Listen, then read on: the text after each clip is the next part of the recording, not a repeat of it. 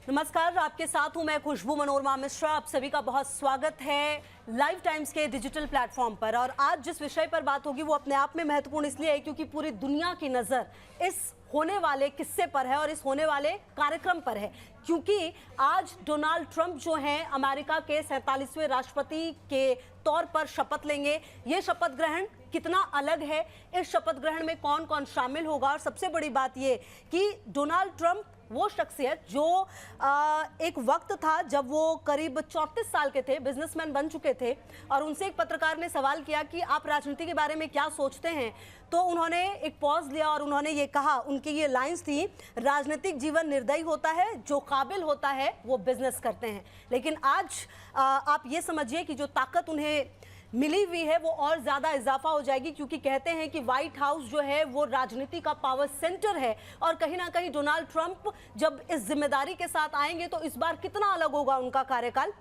क्योंकि एक बार और वो राष्ट्रपति रह चुके हैं, दूसरी बार अमेरिका में राष्ट्रपति पद की वो शपथ लेंगे। और जिस तरीके से इस बार का चुनाव हुआ है, जिस तरह से उन्होंने कमला हैरिस को हराकर ये चुनाव जीता, वो अपने आप में काफ़ी ज़्यादा चर्चा का विषय रहा था, क्योंकि जिस तरीके से वो हार गए थे जो बाइडेन से, ऐसा लगा नहीं था कि राजनीति में उनकी वापसी होगी, कमबैक करेंगे, लेकिन कमबैक किया तो शानदार किया है। और इस बार ये जो शपथ होगी वो बिल्कुल अलग होने वाली है। तो आपको बता दें कि भारतीय समय अनुसार अगर आप इंडियन टाइम की बात करें तो रात 10 बजे का वो वक्त होगा करीब, जब शपथ ले रहे होंगे ट्रंप। और इस दौरान जो ट्रंप हैं वो बाइबल पर हाथ रखकर जो कसम खाएंगे संविधान की। और आपको बता दें कि क्या कुछ होगा इस कार्यक्रम में। अमेरिकी संसद कैपिटल हिल में करीब 700 अमेरिकियों के सामने डोनाल्ड ट्रंप अमेरिका के 47वें राष्ट्रपति की शपथ लेंगे और सुप्रीम कोर्ट के chief justice John Roberts Donald Trump और उनके उपराष्ट्रपति जेडी वेंस को शपथ दिलाएंगे। अब देखिए, ये जो पूरा कार्यक्रम होगा ये काफ़ी खास होगा। इसके बाद ट्रंप संबोधित भी करेंगे। पिछली बार का जो कार्यकाल रहा था उसमें डोनाल्ड ट्रंप ने करीब 17 मिनट का भाषण दिया था। इस बार जब भाषण देंगे तो क्या कुछ कहेंगे, क्योंकि देखिए नज़र पूरी दुनिया की है कि आखिरकार इस शपथ ग्रहण में कौन कौन आएगा। और देखिए सबसे इंपॉर्टेंट क्या है कि ट्रंप वो शख्सियत है जो कुछ भी बोलने से चूकते नहीं हैं। अक्सर उनकी बातें जो हैं वो सीधी होती हैं, डायरेक्ट होती हैं, चाहे वो युद्ध को लेकर हो, चाहे वो बिजनेस को लेकर हो, चाहे वो किसी भी मुद्दे पर हो, वो बिल्कुल बेबाक बोलते हैं। आप देखिए उनकी जो बातें हैं वो यूक्रेन से लेके इजराइल पर सामने आई हैं, उनकी बातें हमास पर सामने आई हैं, जो हर मुद्दा होता है उसको बेबाकी से बोलते हैं। तो इस बार जो उनके मुद्दे हैं वो क्या कुछ रहेंगे। और देखिए सबसे ज़्यादा इंपॉर्टेंट क्या है कि मैक्सिको जो है वो थोड़ा परेशान हो सकता है इस बार, ऐसा कहा जा रहा है। अच्छा, अब देखिए कि क्या कुछ फ़र्क है इंडिया वर्सेस अमेरिका में। अगर आप एक कंपैरिजन से समझे तो आज जैसे कि प्रधानमंत्री होते हैं वो अपने कैबिनेट मंत्रियों के साथ शपथ लेते हैं। आपको याद होगा जब पीएम मोदी ने शपथ ली थी तो उनके साथ जो मंत्री हैं उन्होंने भी शपथ ली थी, गृह मंत्री अमित शाह ने, फिर राजनाथ सिंह ने, ये एक सिलसिला चला था। लेकिन अमेरिका में सिर्फ राष्ट्रपति और उपराष्ट्रपति शपथ लेते हैं, बाकी मंत्रियों को उनके ऑफिस में शपथ दिलाई जाती है। इसके अलावा मंत्री बनने के लिए संसद का मेंबर होना जरूरी है। अगर मंत्री ना हो तो 6 महीने के भीतर संसद का सदस्य बनना होता है। ये भारत में जरूरी है, लेकिन अमेरिका में मंत्री बनने के लिए सीनेट का मेंबर होना जरूरी नहीं है, लेकिन सीनेट की मंजूरी जरूरी है। इसके अलावा देखिए भारत में लोकसभा के कुल सदस्य में से 15% लोग ही मंत्रिमंडल में शामिल होंगे। अमेरिका में 15 विभाग हैं, इनमें मंत्रियों को लेकर कोई बाध्यता नहीं है। तो देखिए ये जो तमाम फर्क है वो अब आपने समझा कि आखिरकार ये डिफरेंस क्या क्या है। लेकिन अब देखिए डोनाल्ड ट्रंप की अगर आप बात करें तो उन्होंने ये भी कहा कि मैं तीसरा विश्व युद्ध रोकूंगा। साथ ही उन्होंने दावा किया कि हम तीसरे विश्व युद्ध के बेहद नज़दीक हैं। अब देखिए ये क्यों कहा जा सकता है, क्योंकि पिछले कुछ समय में पूरी दुनिया ने जो देखा है, चाहे वो युद्ध इजराइल हमास का हो या फिर रशिया और यूक्रेन का हो। देखिए एक बार जब रशिया और यूक्रेन का युद्ध शुरू हुआ तो ऐसा लगा कि ये क्या हो गया, ये बहुत बड़ी बात हो गई। लेकिन धीरे धीरे ऐसा लगा कि दुनिया को इसके साथ जीने की आदत हो गई है।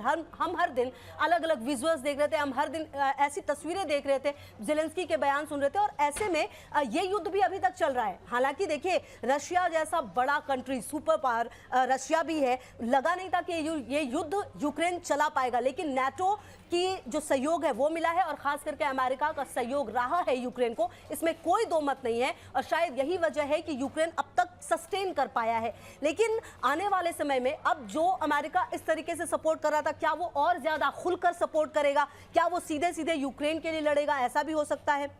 तो अब ट्रंप के जो दावे हैं कि हम तीसरे विश्व युद्ध के बेहद नजदीक हैं, तो ये किस संदर्भ में उन्होंने कहा ये सोचिए। और उन्होंने ये कहा कि मैं इसे रोक दूंगा। तो जो ताकत है वो तो खैर देखिए सबको पता है कि अमेरिकी राष्ट्रपति के पास क्या ताकत है। जो व्हाइट हाउस है वो किस तरह से राजनीति का केंद्र है। आप समझिए व्हाइट हाउस की ये ताकत है कि ओसामा बिन लादेन को, जो इतना बड़ा आतंकवादी था जिसने अमेरिका पर हमला करने की भूल की थी, उसे भी खत्म यहीं से किया गया था। जो पूरा ऑपरेशन था वो यहीं से देख रहे थे खुद बराक ओबामा भी। वो तस्वीर अपने आप में काफी वायरल हुई थी। वो उन तस्वीरों ने बताया था कि अमेरिका कितना ज्यादा शक्तिशाली और अमेरिका कैसे जो हमला होता है उसका जवाब देता है। बहरहाल देखिए उनका ये बयान है ट्रंप का, जो उन्होंने दिया है मैक्सिको बॉर्डर को सील करने से होगी, ये बात भी उन्होंने कहा है। अब देखिए अगर मैक्सिको बॉर्डर सील होता है तो कितने लोग इससे प्रभावित होंगे ये भी देखना होगा।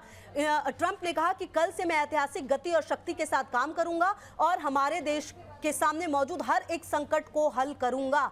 अच्छा, अब देखिए एक बात यह भी है कि अगर ट्रंप आते हैं तो अमेरिका को अगर आप ऐसे समझे तो वहां पर कई ऐसे लोग हैं जो पढ़ने के लिए जाते हैं, कई ऐसे लोग हैं जो रोजगार के लिए जाते हैं। तो क्या उनको दिक्कतों का सामना करना पड़ेगा, ये भी अपने आप में बड़ा सवाल है। और जो खास करके जो यहाँ के, अगर भारत की भी अगर आप बात करें तो भारत के जो लोग वहाँ पर रह रहे हैं उनको किस तरीके से फर्क पड़ेगा, क्योंकि जिस तरीके से वीज़ा पर लगातार सवाल उठे हैं, लगातार उस पर भी बात सामने आई है। तो क्या जो लोग भारत से यहाँ वहाँ पर गए हैं उनको भी दिक्कतों का सामना करना पड़ेगा, ये भी आने वाले समय में देखना है। अब आप देखिए जो ट्रंप के भाषण रही है उसकी क्या क्या बड़ी बातें रही हैं। अवैध प्रवासियों पर ट्रंप ने अमेरिका से अवैध प्रवासियों को निकालने की बात कही है। ट्रंप ने कहा बहुत जल्द हम अमेरिका के इतिहास में सबसे बड़ा निर्वासन अभियान शुरू करेंगे।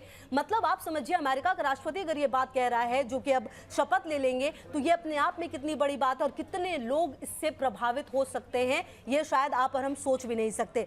बहरहाल अपने शपथ पर उन्होंने कहा ट्रंप ने कि कल दोपहर अपना देश वापस लेंगे। उन्होंने कहा अमेरिका के पतन के 4 लंबे साल खत्म हो रहे हैं, हम अमेरिकी शक्ति, समृद्धि, गरिमा और गर्व का एक नया दिन शुरू करने जा रहे हैं।